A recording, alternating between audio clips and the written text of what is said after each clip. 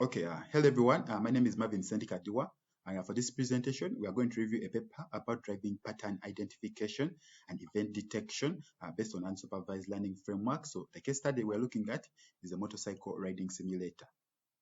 So an introduction. So the number of power two-wheel driver users is on the rise, especially in cities, because power two-wheel drivers offer a solution to the growing congestion and parking problems.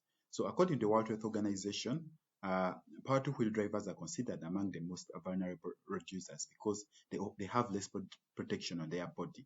So and they have to maintain the stability of their vehicle when they are on the road. So road crashes can be complex and highly unpredictable. So this study subjects the power two-wheel drivers under the different conditions such as weather, the geometric shape of the infrastructure, and the vehicle's dynamic characteristics. So there are many research tools that are available for this, such as the neuristic driving studies on open roads and experimental studies on driving simulators for test tracks. So let's begin by explaining the pipeline. So by this we mean how we'll get the data, how we collect the data to how we will get the final output of the anomaly or event detection. So this paper, we propose an end-to-end framework for studying the behavior of riders by better understanding their driving patterns and their interaction with the environment on the other road user. The algorithm that this paper uses is the Toplitz's inverse covariance based clustering, or TIC in short. So, and it's used to perform both segmentation and clustering. So the reason why the algorithm was chosen is because it has temporal dependency. So by this we mean it not only considers how a certain frame looks like, but it also puts into perspective of the previous frame. So it has that time element, unlike other algorithms. So and then after clustering this data, we use the anomaly detection algorithm for isolation forest, as we'll explain later in the chapter. So let's begin by an introduction. So the power two-wheel driver is an input data set, and they are subjected to various conditions. Allow me to enable something. Okay. So we can see here on the first step. So these are power two-wheel drivers that are subjected to the different laps, and while they are driving, there are the different features are gathered. That is the angular momentum, the velocity, the acceleration, and the others as we look later into them. So then we get the overall sentiment of the driver, like has this driver been subjected to harsh conditions, were they about to go into a road accident and things like that. So this is called the macroscopic level before we further break down this data. So then the trajectory is also derived. So the trajectory, that is the road, is segmented as per the different events that happen in the different sections. And then the algorithm can detect whether it's a risky situation, and if it is, we see that we can be able to identify the different say points on the lap or on the road which the anomaly was detected.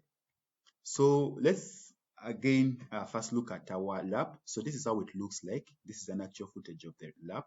So you can see it has different obstacles. So that is the roundabout. People have different behaviors when it comes to roundabouts. Also, there are different tangents. As you can see, this is a tangent here. And there's also this crossroads. So really, this is to subject the driver under a lot of stress, because really what we are looking out for is accidents. Then we can see that there are 6 laps conducted for each driver, and there are 6 drivers in total. And in the first lap, these were the conditions. There's no traffic, no instructions given. It was a cruise, really. And on the second one, still no traffic, no instructions. The third, no traffic, no instructions. And then on the fourth, they added 1 car and 1 pedestrian, and then no instructions given. Then the 6th, no traffic, and then the driver was told to hurry up. Then on the 6th, there was 1 car, 1 pedestrian, the traffic cones, and the red lights. So, and then they were told to hurry. So they were monitored while they do these 6 laps. So then let's look at our data set that was collected. So First, there was the velocity, then the tangential acceleration. So that this is the tangential acceleration, we mean the gain in velocity when a driver is negotiating a corner.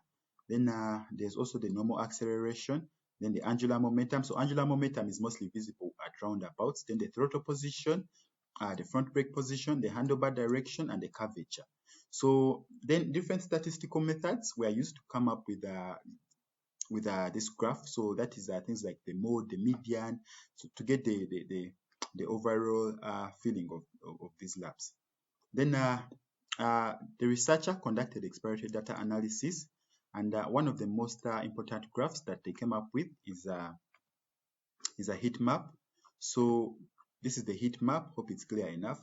But let's focus on the data reduction, or the approach that was taken. So with the heat map, with just the generation of the heat map, the author was able to identify some inconsistencies or outliers in their data. So that is for the rider R1, they had high velocity in L1 and L2. And if you remember correctly, this is when they are told to have they're not subject to any conditions, maybe drive very fast or things like that. So the outliers, they are eliminated. Then rider 7, they had high velocity in L1 still. Really, there was no reason for them to rush, still eliminated. Then rider 10, they had very low velocity in L5. So in L5, if I recall correctly, or lap 5, they were told to hurry up. So low velocity really is an outlier. Then onto the algorithm, the core algorithm that makes this research paper possible, which is the Toeplitz inverse covariance-based clustering, or TIC. So remember, it was used to do both segmentation and clustering. So let's look into it in detail. So it is a model-based clustering approach that performs both clustering and segmentation, as mentioned. Then by categorizing the time series subsequences into a fixed number of states. So what happens is that you have this data that you collect continuously. So when a driver starts the lap, they pick their angular momentum, their velocity, their acceleration, and all the other features that we looked at earlier on. So they are picked in a timely manner, or in a reverse manner. So and at this level, this data cannot be really, it's just one data set, and it cannot be no model can learn from it. So we have to segment it and group it into clusters, of which model then can identify patterns in this data. So as still as mentioned earlier on, so the temporal data, by temporal we mean the data over the different states during the different time periods. So when this data is segmented, we compare frames, like the first frame, like the second frame with the first frame, and see really the difference, or if there is any relationship in these two states. So this is the algorithm for the Toeplitz inverse covariance based clustering. Okay, so but let's not dwell on it. Let me maybe explain two takeaways from it. So it has two hyperparameters, that is the alpha and beta. So alpha and beta, these are the hyperparameters that are used to regularize the output. Then here we can get to see the results. So if you remember correctly, this was our lap, our track, how it looked like, and we can see that we've been able to demarcate it into different times. You can see that those spaces, those are those are segments really, and then we only collected the frame. So each dot you can see here is a frame. Okay, then here we can still see the time series data. So that is in the different areas, which is the velocity, the brake handling, and angular momentum. So this is data that is collected continuously, then before it is broken down into segments. So these are the things that were identified to come up with the cluster, because once this data has been segmented, then you need to group it. to see which one has similar behavior. So let's explain the clusters that were identified in this paper. So there are about 7. There's one that is denoted by blue, which is the transition state from low dynamics to an abrupt acceleration. So you can see here, really, it's a freeway. So meaning the driver increased their acceleration. And then there's also the abrupt acceleration with high velocity. So this is when someone is under stress usually, or when they just negotiated the corner and they're trying to avoid an accident. So yeah, then we can also see in purple the average curvatures with the high dynamics. Then the very low dynamics with no use of brakes or the throttle. Then the abrupt braking, which is in yellow. So we can see here someone they applied brakes immediately because they're about to negotiate a corner, and really brakes. You can see that there's that behavior before someone takes a corner. They first apply brakes. Then there's also the sharp curves, such as the roundabouts and the U-turns, which are denoted by this color, green. So you can see here, remember we had the roundabout around this section, and there's also a curvature here or the tangent. So there's that color green. So yeah, that's the 7 clusters that were identified. And the reason why these 7 clusters were identified, or the algorithm that was used to base on, was arbitrarily chosen. So what happened was that so by convention, there are 2 known ways of getting the clusters of time series data. So there's the Bayesian information criterion and the Silholt score, but these are not suitable for this kind of data set. Mostly because they don't have that temporal data. Then so these are the different clusters.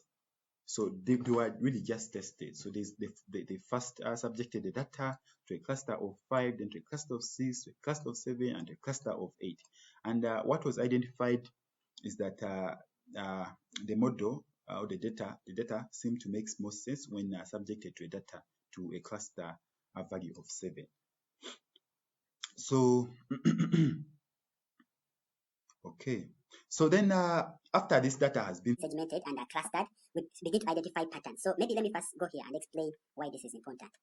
So as you can see, much as this data is clustered, but it's repeated when plotted out on a loop. So you can see yellow here, and yellow there, and yellow there, and red here. But you want to identify a pattern, like what before someone goes into yellow, is there like do they first go to red, or before someone negotiates the corner, do they first apply brakes, or when someone is about to maybe go to a roundabout, what happens to the angular momentum, or what happens just before? Really, it's about identifying patterns in these clusters that have been identified.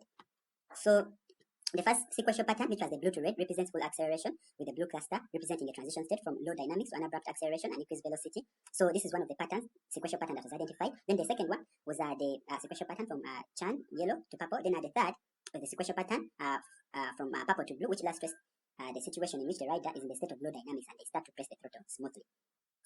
So then another thing that was done is pattern matching.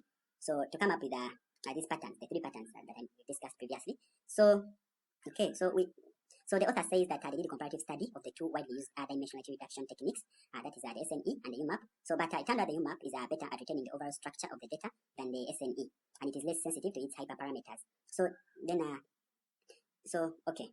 Because still, so you first get this data at a macro level, then you segment it to get micro levels, and then you start to see if the overall macros, when matched back together to form a single macro, still makes sense. So SNE lost some data, so UMAP turned out to be the best approach to use. So then still remember that the final output of this paper is to detect risk event detection. So the most important task in driving research is event detection. So, and that's what this algorithm emphasizes on. So, event detection at the end, we want to identify whether a certain person is about to fall into an accident. So, what we use is the isolation forest algorithm, and this is how it was used. So, with several estimators equal to 55 and contamination value of 0.1, the tuning of the contamination hyperparameters is very important for decreasing and increasing the number of detected events. So, the author applied isolation forest. That is on the mean, the median, to visualize the events that were detected. So